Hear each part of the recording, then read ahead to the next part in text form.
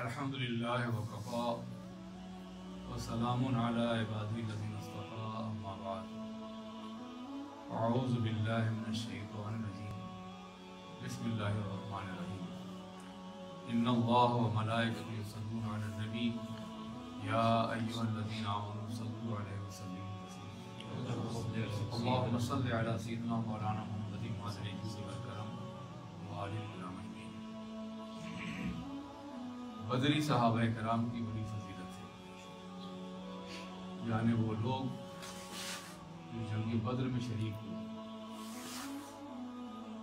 वो अव्वलीन थे जिन्होंने अपनी जानें अल्लाह की बारगाह में नज़्र करने का फैसला किया था। इसलिए जो लोग बद्र में शरीक नहीं हुए, उनकी बड़ी तमन्ना थी काश किसी ऐसे गज़वे में शरीक होते जो ग़ज़वा बद्र का कफ़ारा बन सकता। उन्हीं में एक सहाबी हैं, हज़रत अनस बयान करते हैं कि मेरे चचा बद्र में शरीक नहीं हुए थे। उन्होंने क्या रसूलल्लाह, आपने जो पहली जंग कुफ़ार से की थी उसमें मैं शरीक नहीं हुआ। अब अगर अल्लाह ताला मुझे मुशरिकीन से जंग करने का मौका दे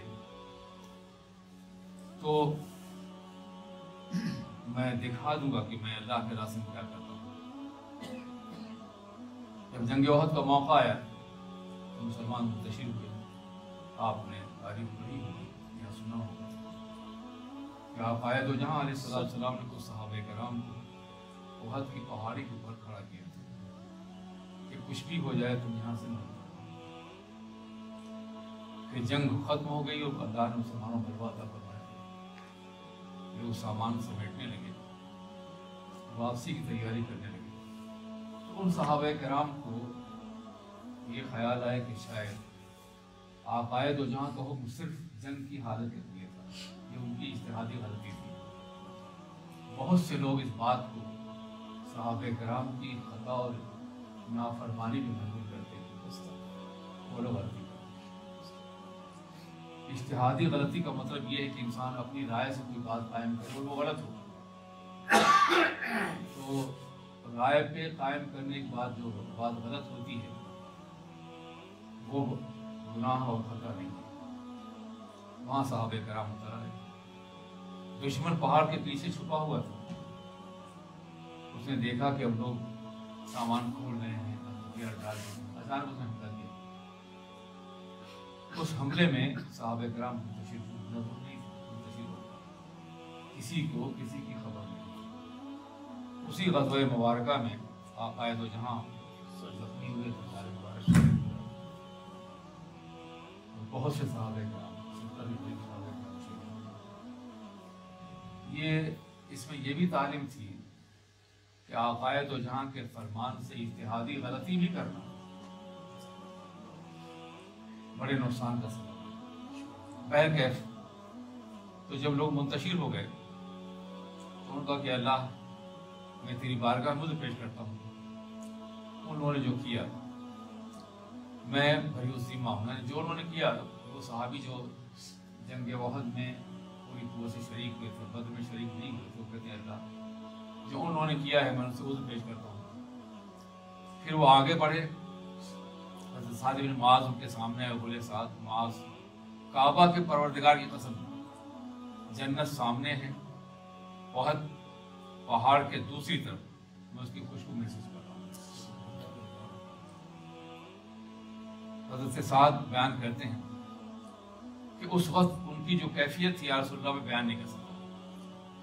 हज़रत बयान करते हैं कि बाद में हमने उनके जिस्म को तलवार और नेज़े के 80 से निशानात देखे, तलवार और नेज़े के 80 निशानात, और वो शहीद हो चुके थे।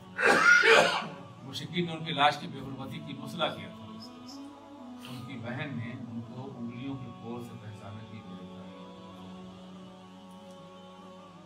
इससे ये मालूम हुआ कि जिहाद दो तरह के होते हैं। अब तक जो तज़किरा था अहादीस में जिहाद बिल अमल का था, नमाज कसरत से पढ़ी जाए, नवाफिल पढ़ी जाए, और अब जिहाद भी सर पर तज़किरा हो रहा है कि तलवार से जिहाद किया जाए। جب یہ واقعہ پیش آیا حضرت انس بن نضر کا، تو قرآن پاک کی آیت کریمہ، قرآن پاک کی آیت کریمہ یہ ہے من المؤمنین رجال صدقوا ما عاهدوا الله علیہ ومنهم من قضى نحبه ومنهم من ينتظر ما بدلوا تبدیلا۔ اللہ کے نیک بندوں میں اور مومنین میں وہ لوگ بھی ہیں جنہوں نے اپنا وعدہ پورا کیا۔ انہوں نے وعدہ کیا آپ کو اجر پیش آئی تو میں انشاءاللہ بالکل شدت کروں گا۔ قرآن پاک کی آیت ہے کے بارے میں کہ مومنین میں وہ لوگ بھی ہیں جنہوں نے اپنا وعدہ پورا کیا، اور کچھ ایسے لوگ بھی ہیں جو ابھی انتظار کر رہے ہیں، جو ابھی انتظار کر رہے ہیں، اور یقیناً انہوں نے کوئی تبدیلی نہیں کی، جو وعدہ کیا تھا اسے پورا کیا۔ اللہ تبارک و تعالی ہمیں دین کے راستے میں کوشش میں نظر و جہاد کی توفیق